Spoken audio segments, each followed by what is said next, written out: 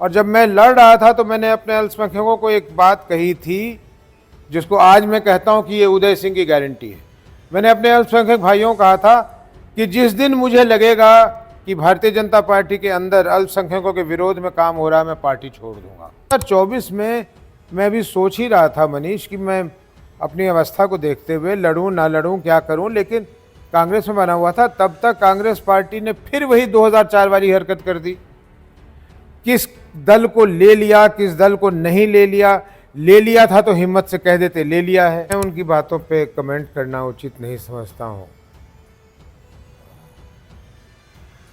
लेकिन मुझे खुशी हुई कि राजनीति करते करते अब वो ज्योतिषी भी करने लगे हैं। नमस्ते, मैं हूं मनीष और आप देख रहे हैं दी न्यूज़ 9X। दी न्यूज़ 9X में आप सभी का स्वागत है। कुछ घंटे कहें या कुछ दिन कहें या फिर कुछ साल कहें, क्या कहें सर, जन सुराज को कहा जा रहा था बैक डोर से आप संभाल रहे थे, आज आप फ्रंट डोर पर हैं। परिचय क्या दूं? परिचय मैं लगातार देता रहता हूं, लेकिन आज परिचय दे रहा हूं पूर्व सांसद और जन सुराज के राष्ट्रीय अध्यक्ष उदय सिंह एलियस पप्पू सिंह हमारे साथ। सर, सबसे पहला सवाल, चूँकि आप मास लेवल के लीडर हैं, पूरे देश में इस वक्त चर्चा हो रही है, लोगों से हमारी बात हुई, लोगों ने कहा कि ट्रंप ने टैरिफ बढ़ाया है। उदय बाबू से बात हो तो ये ज़रूर पूछिएगा कि वो तो बीजेपी में एक समय में रहे हैं, उन्होंने विदेश नीति को अटल जी के समय में देखा है। आज परिस्थिति ऐसी क्यों है कि टैरिफ ट्रंप साहब ने बढ़ा दिया है और प्राइम मिनिस्टर साहब कुछ कर नहीं पा रहे हैं? डोनाल्ड ट्रंप साहब अमेरिका के राष्ट्रपति हैं, इस बात में कोई दो राय नहीं है कि अमेरिका दुनिया का एकमात्र वो देश है जिसके पास सैन्य शक्ति है, जिसके पास आर्थिक शक्ति है। हालांकि खुद कर्ज में डूबा हुआ है, लेकिन आर्थिक शक्ति है क्योंकि उसकी बाज़ार बहुत बड़ी है,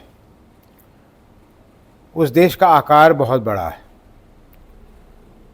और ट्रंप साहब जाति तौर पे एक बिजनेसमैन है, उनको डॉलर ज़्यादा समझ में आता है, कूटनीति कम समझ में आती है। अपने राष्ट्रपति बनने के बाद उन्होंने टैरिफ को एक हथियार के तौर पे इस्तेमाल किया है और आपने उसका नतीजा देखा, पूरे दुनिया में उथल पुथल है। भारत की सरकार ने अपने राजस्व को बढ़ाने के लिए एक बात, और दूसरी बात अपने यहाँ कुछ ऐसे चीज़ों को प्रोटेक्ट करके रखने के लिए उन चीज़ों पर टैरिफ बहुत बढ़ा के रखा हुआ था। आज से नहीं, शुरू से, कांग्रेस के ज़माने से भी, इसलिए इसमें कोई बीजेपी की ही नहीं ऐसा किया है, ऐसा नहीं है। और टैरिफ बढ़ाया था तो टैरिफ कोई गलत ढंग से नहीं बढ़ाया था। WTO जो होता है, वर्ल्ड ट्रेड ऑर्गेनाइजेशन, वो एक विश्व की एक ऐसी संस्था है जहां सब लोग अपने दलील पेश करते हैं कि किस चीज़ पे कितनी टैरिफ रख रहे हैं और क्यों रख रहे हैं, उसकी दलील देते हैं और उस आधार पर यह टैरिफ तय होता है।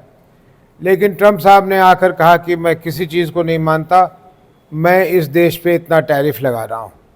टैरिफ लगाने का मतलब उस देश से जब कोई सामान निर्यात होकर अमेरिका जाएगा तो उस पे उतनी टैरिफ लग जाएगी और वो सामान अमेरिका में महंगा हो जाएगा और इस कारण उस सामान की डिमांड कम हो जाएगी, तो निर्यात करने वाले जो देश हैं उनको नुकसान पहुंचेगा, जैसे चीन को सबसे ज़्यादा नुकसान पहुंचा। भारत की सरकार ने अब कुछ टैरिफ कम किए हैं। मैं नहीं मानता कि वो दबाव में आके ही कम किया है, मैं मानता हूं कि उन चीज़ों पे कम करना भी चाहिए था। लेकिन एक दो ऐसी चीज़ें हैं, एक दो ऐसे क्षेत्र हैं जहां हिंदुस्तान को किसी हालत में नहीं झुकना चाहिए, नहीं तो हिंदुस्तान में तबाही आ सकती है। एक कृषि का क्षेत्र है।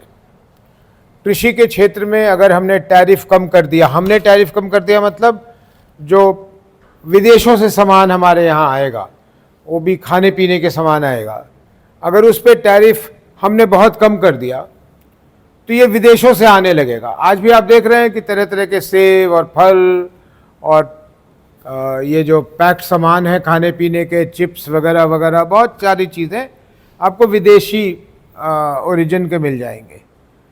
वहाँ तक तो चलेगा, लेकिन जो मूल चीज़ें हैं, अगर आज मैं टैरिफ कम कर दूं तो अमेरिका से इतना मकई आ सकता है कि हमारे यहाँ के किसान अपनी मकई को बेच ही नहीं पाएंगे।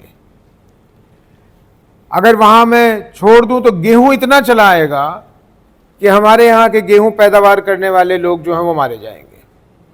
तो ये भारत सरकार की नीति है, सही नीति है और होनी भी चाहिए।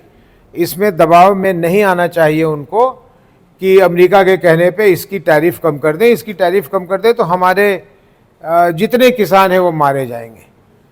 बीजेपी की सरकार और खास करके आदरणीय नरेंद्र मोदी पे ये शक इसलिए पड़ता है कि कृषि क्षेत्र में, अब आप देखें जब 2 साल पीछे चले जाएं, जो किसानों ने इतनी बड़ी आंदोलन शुरू की और इतने दिन अनशन पे बैठे,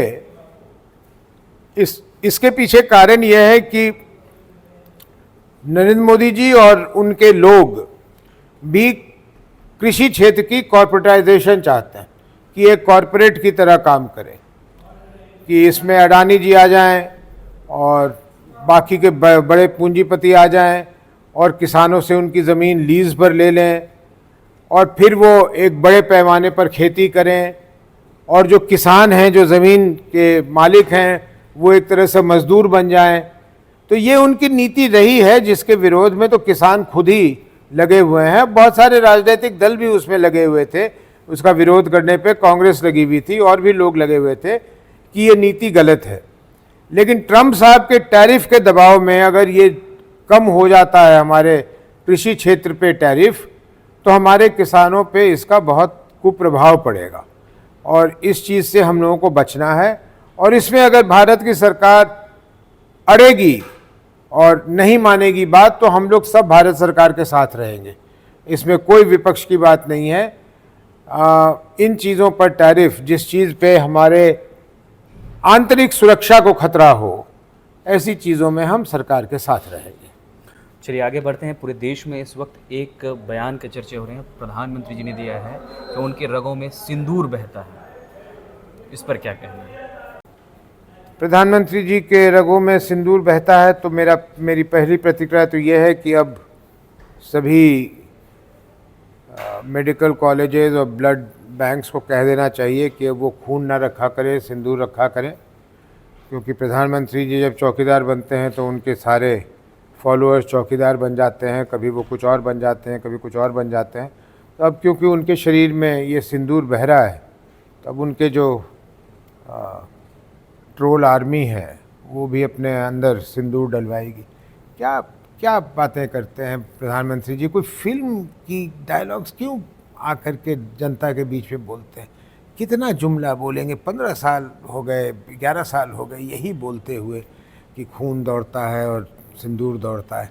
एक पहलगाम में आप इंतज़ाम तो कर नहीं सकते थे कि आपके लोगों पे हमला ना हो जाए, और आप सिंदूर की बात कर रहे हैं और गरम सिंदूर की बात कर रहे हैं? ये क्या बातें हैं?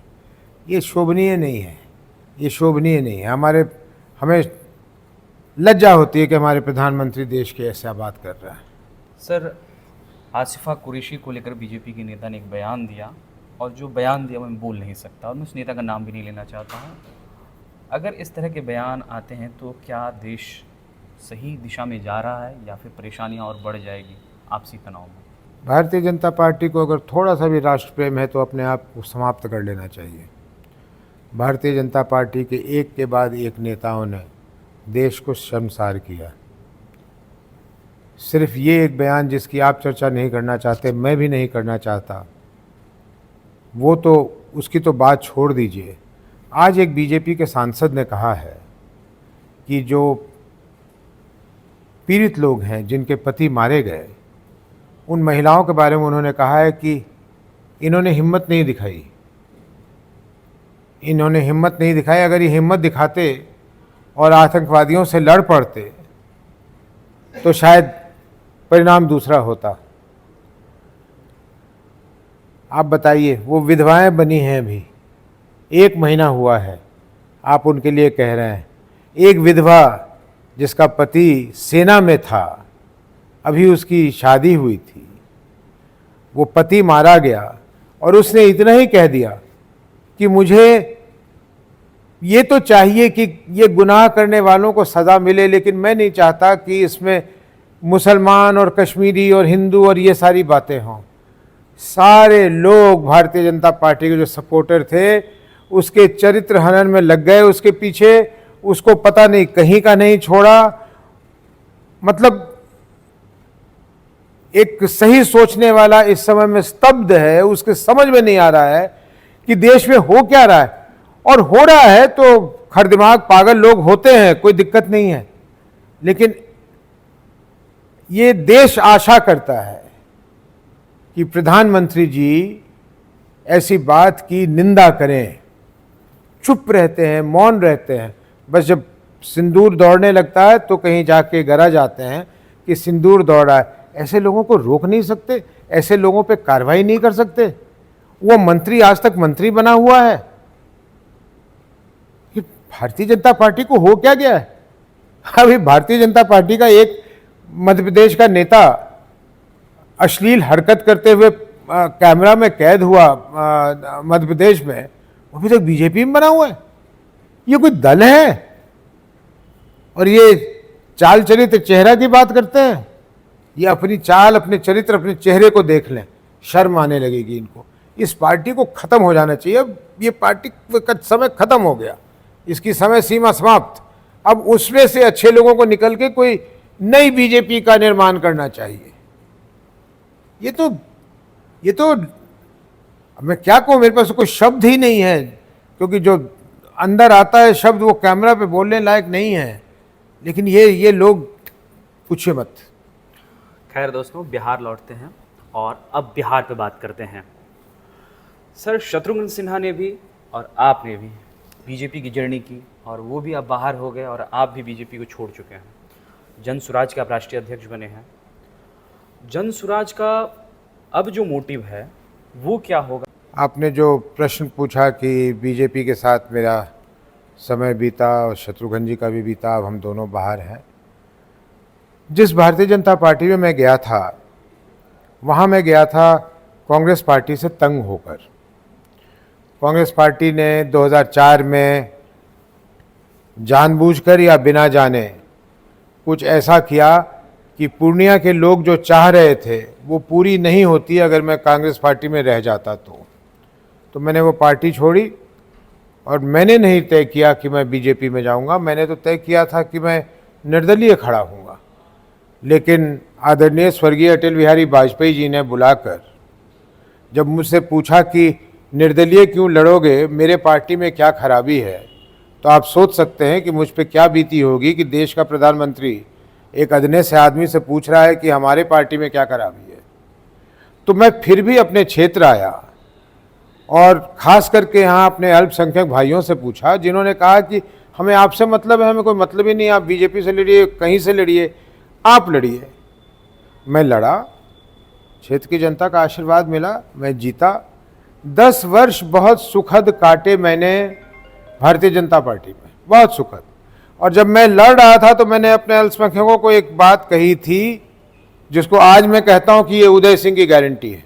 मैंने अपने अल्पसंख्यक भाइयों को कहा था कि जिस दिन मुझे लगेगा कि भारतीय जनता पार्टी के अंदर अल्पसंख्यकों के विरोध में काम हो रहा है, मैं पार्टी छोड़ दूंगा। और लंबे घटनाक्रम को न दोहराते हुए 2016-17 के बाद लगने लगा कि भारतीय जनता पार्टी वाजपेयी जी और अडवाणी जी के रास्ते से उतरकर ये हिंदू मुसलमान शुरू कर रही है। और उसी समय इन्होंने फिर नीतीश कुमार जी से हाथ मिला लिया, तो मैंने पार्टी छोड़ दी। पार्टी छोड़ दी तो कहाँ जाता? पार्टी छोड़ दी तो उस पुराने घर, जिन्होंने मुझे लगा था कि उन्होंने सीखा है, जब उन्होंने बुलाया तो मैं कांग्रेस में चला गया।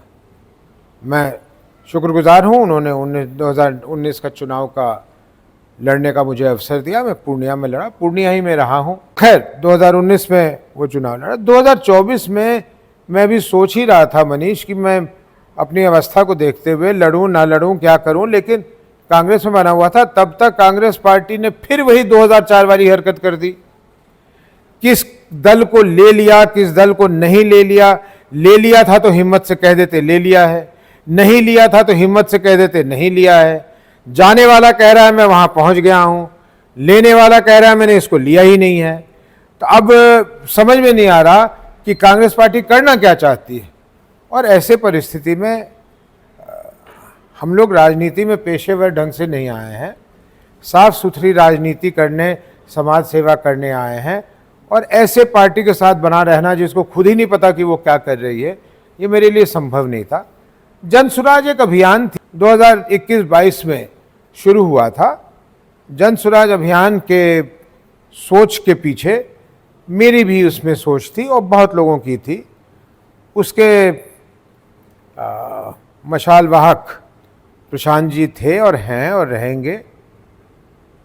तो वो राजनीतिक दल थी नहीं, वो राजनीतिक दल पिछले वर्ष जब बिहार की जनता ने कहा कि इसे एक राजनीतिक दल बनना चाहिए तो बनी है। और जब वो बनी और मैं कांग्रेस पार्टी में था नहीं, तो जाहिर सी बात है कि मैं उस पार्टी में था। अभी अभी जन सुराज के सभी लोगों ने मिलकर ये निर्णय लिया कि उनको एक राष्ट्रीय अध्यक्ष चाहिए, और सब लोगों ने मिलकर ये अगर एक मत से तय किया कि ये जिम्मेदारी मुझे मिलनी चाहिए, तो मेरे लिए सौभाग्य की बात है। और पूरे विनम्रता के साथ मैंने ये स्वीकार किया है। जन स्वराज पार्टी एक 2 साल में खड़ी हुई पार्टी है, बहुत बड़ा आकार हो गया इसका, जो दिखलाता है, जिसको हमारे विपक्षी दल के लोग कहते हैं कि ये पैसों का कारनामा है। इससे ज़्यादा पैसे मेरे ख्याल वो खर्चते हैं। ये पैसों का कारनामा नहीं है, ये लोगों के विश्वास का कारनामा है। लोग त्रस्त हैं अभी के व्यवस्था से, लोग चाहते हैं कि एक परिवर्तन हो। और जब उनको जन स्वराज के पॉलिसीज़ पर, हमारे विचारों पर, हमारे प्लान पर उनको विश्वास हुआ तो वो जुड़े हैं, एक बहुत बड़ी पार्टी बन गई है। मुझ पे भी सामूहिक जिम्मेदारी बनी है। इसमें सबसे पहले तो मनोज भारती जी हैं जो हमारे प्रदेश के अध्यक्ष हैं, फिर और भी बहुत नेता हैं। आरसीपी सिंह जी भी हमारे दल में आ गए हैं। तो हम लोग सब मिलके इसको संगठित करने की कोशिश करेंगे, और मुझे यकीन है कि आने वाले चुनाव में अच्छे परिणाम आएंगे और बिहार एक सही दिशा में चलना शुरू होगा।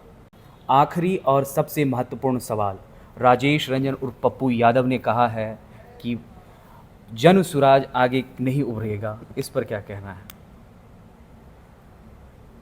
मैं उनकी बातों पे कमेंट करना उचित नहीं समझता हूँ,